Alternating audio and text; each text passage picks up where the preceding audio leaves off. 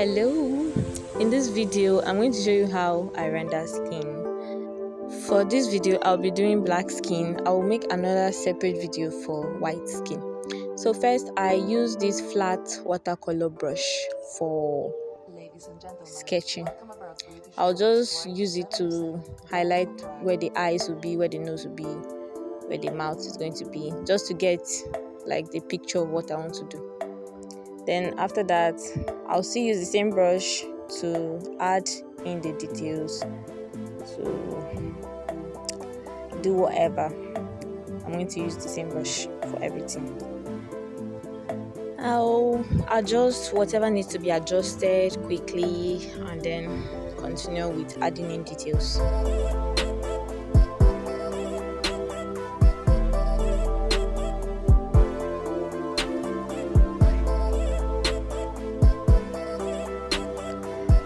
Now I'm just going to add the facial details. I'm going to draw the lips, draw the eyes, draw the eyebrows. I'll draw the hair later. That's basically what I'm doing right now.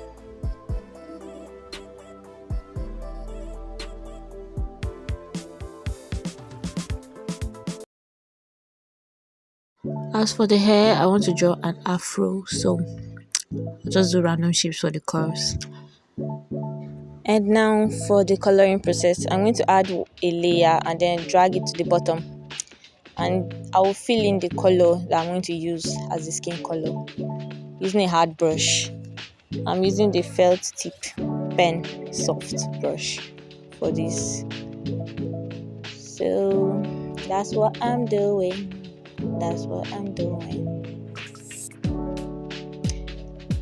After this, I'll add another layer and then drag it to the bottom again and fill in the color for the hair.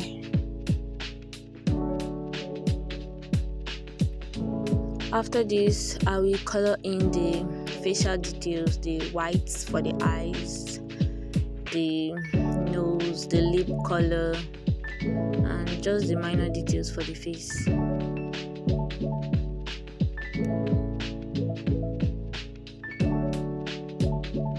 Now I'm going to use this flat watercolor brush to blend in the blush. I'll use a reddish color. So I'll add blush around the nose, the lips, so that they look a little bit reddish and more realistic.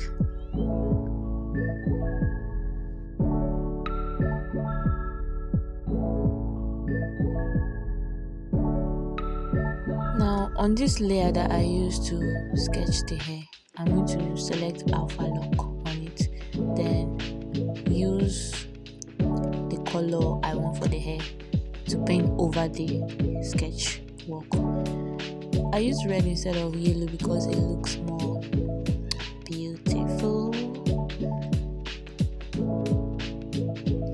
Now I'm just blending in, adding in some random shapes to make the colors more defined. When I'm done with this, I'm going to turn the sketch layer into a multiply layer so that way the colors blend more with the layers beneath.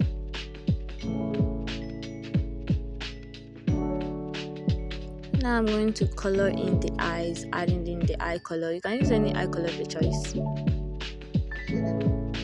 Just keep it simple.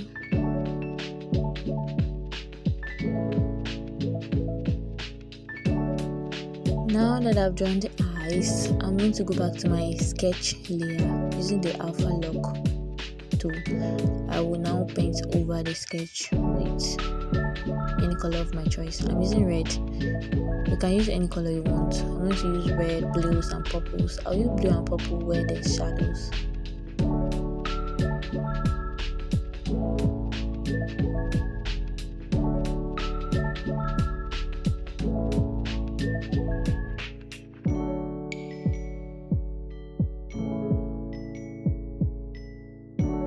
Now to bring the skin back to life, I'm going to use alpha lock on the base layer for the skin, and I would lightly add a soft color, blue around the chin area, red in the mid face, and a kind of yellowish color in the forehead. Since this is dark skin, I'm not using bright saturated blue. I'm using dull blue, dull red, so that it looks more well put together.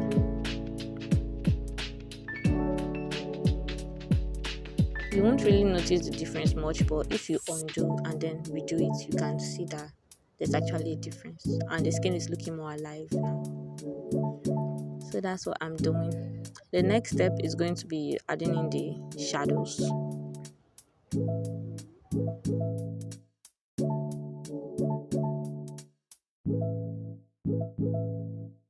For adding in the shadows, this was my first attempt. I did not like it, so I had to do it for a second time. I added it, then changed the layer to a linear bone layer, but it looked too dark. I did not like it.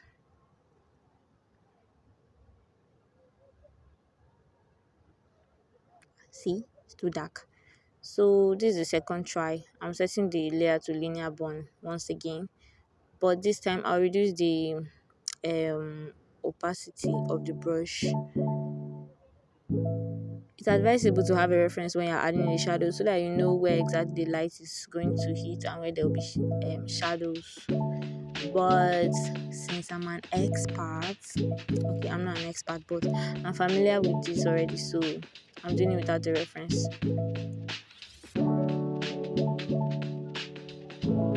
So after just filling in the parts that are going to have the shadows, I'm going to use the liquify tool to adjust and put everything in place.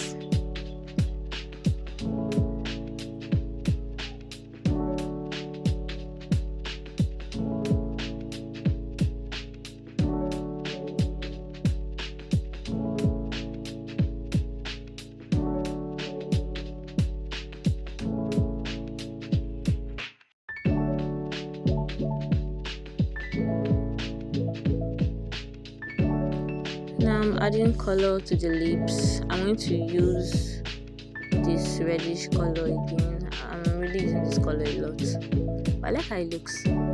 So, I forgot to mention this color I'm adding. It's on the sketch layer, the initial sketch layer. I use alpha lock so that the coloring will not go outside the lines. Next, I'm going to add the highlights to the face. So I'm using a slightly lighter color than the skin color to add highlights to the nose and the lips.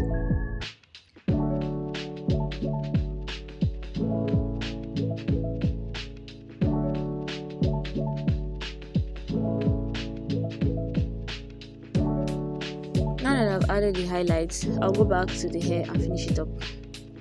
So on a new layer, I'm just going to add some highlights to define the curls. I'm going to use a slightly lighter color so that it can be more obvious.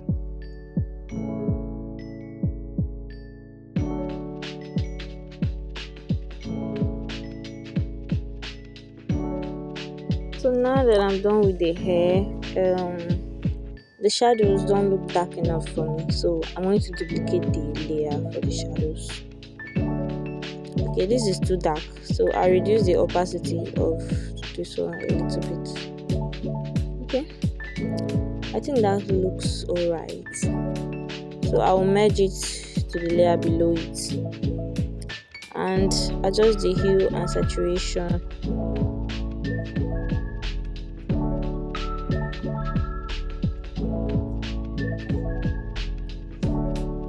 Before versus after.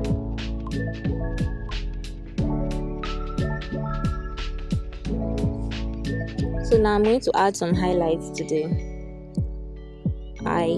I forgot to add that. What is on this layer? I don't even know what is. Oh, it's for the highlights. So I'll use the same layer. Using this brush, I like this brush, this flat brush line. I'm going to use it to add the final highlights.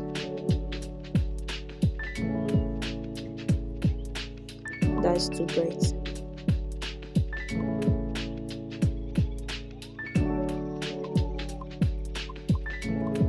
Okay, let's do this instead.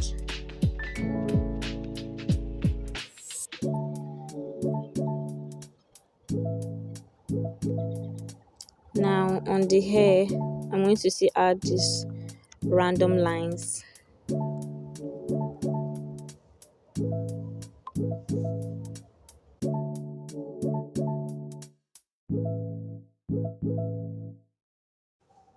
So I'm going to add these random lines on the face. I just like how it looks after I add the lines.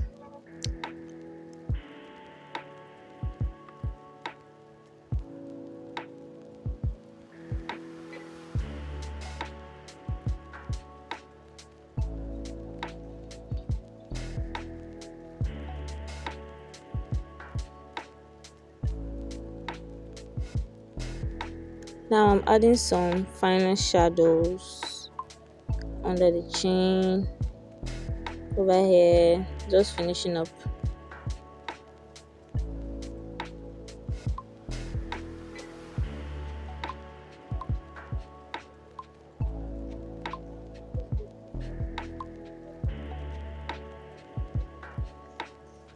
Now back to the highlights, so I'll add some finishing touches.